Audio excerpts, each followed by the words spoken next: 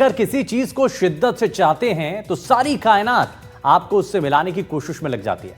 RAS result ने इसको साबित भी कर दिया, जहां संघर्षों और सपनों को हकीकत की उड़ान मिली है।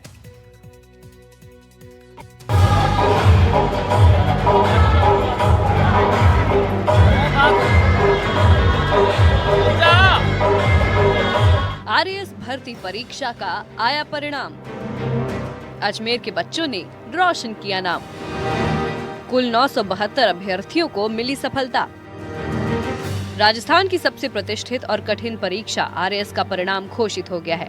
प्री मेंस और इंटरव्यू की 2 साल लंबी प्रक्रिया के बाद आखिरकार परीक्षा का परिणाम आया और 972 अभ्यर्थियों ने अपनी प्रतिभा के दम पर परीक्षा में लोहा मनवाया।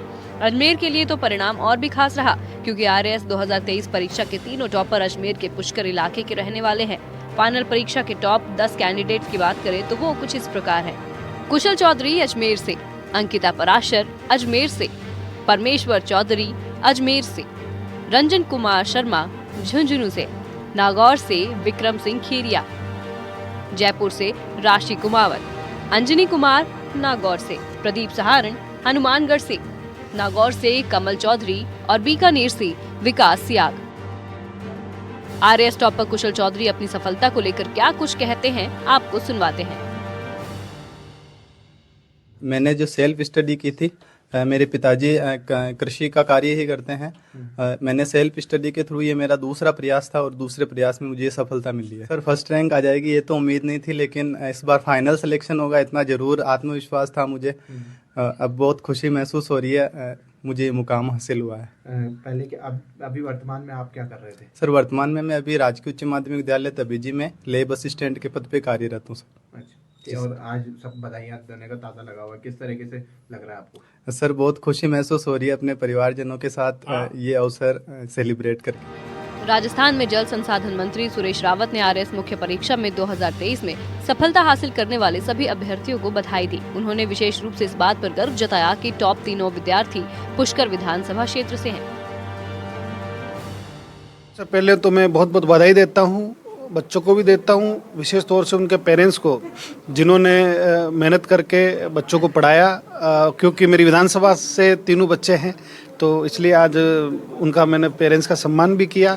और ये हमारे जो दूसरे बच्चे हैं उनके लिए एक प्रेरणा स्रोत का काम कर रहे हैं। 3 बच्चों का सिलेक्शन होना आरएएस में बहुत बड़ी बात है। जो राजस्थान का सबसे टॉपर बच्चा है वो हमारे विधानसभा के कड़ेल गांव का है। उनके परिवार को भी मैं बधाई देता हूं, उनके पिताजी को भी मैंने बहुत बहुत शुभकामनाएं भी दी है। निश्चित रूप से युवाओं को, हमारे बच्चों को उनसे प्रेरणा लेनी चाहिए।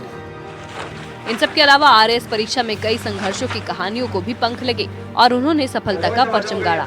ऐसे ही ये 2 बहनें भी रही जिन्होंने एमबीसी की कैटेगरी में दूसरी और छठी रैंक हासिल की।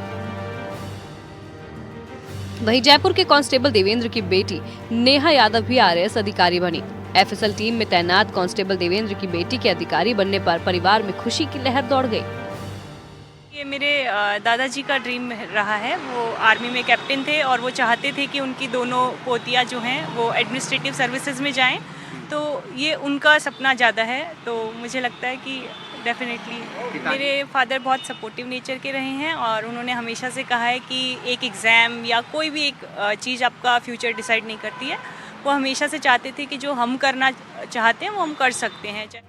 इसके अलावा बीकानेर के कोलायत के विकास सियाग, जो कि एक ट्रक ड्राइवर के बेटे हैं, उन्होंने भी आरएएस परीक्षा में 10वीं रैंक हासिल करके इलाके का नाम रोशन किया।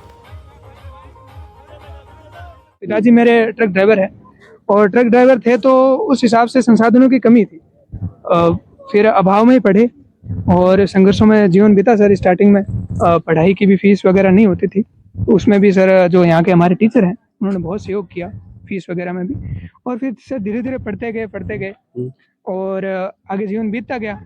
फिर सर प्राथमिक शिक्षा भी यहीं गांव से ही हुई और शिक्षा के बाद में 10वीं यहाँ से की और उसके बाद सर जोधपुर चले गए। पिताजी ने बोला कि बाहर पढ़ लो, हो सकता है कुछ नौकरी वगैरह लग जाओ। तो वहाँ बड़े पापा थे तो उन्होंने अपने खर्चे से सर वहाँ मुझे जोधपुर में पढ़ाया। मेरा खुद का जीवन अभाव में बीता है। जहाँ मैंने जॉब की वो एक बॉर्डर एरिया है जो काफ़ी ज़्यादा बैकवर्ड इलाका है। तो मेरा यही रहेगा कि सर जहाँ भी मुझे पोस्टिंग मिलती है तो मैं वहाँ पे जो अंतिम छोर पे जो व्यक्ति है उसकी जितनी हेल्प कर सकूँ उतनी करने की ट्राई करूँगा।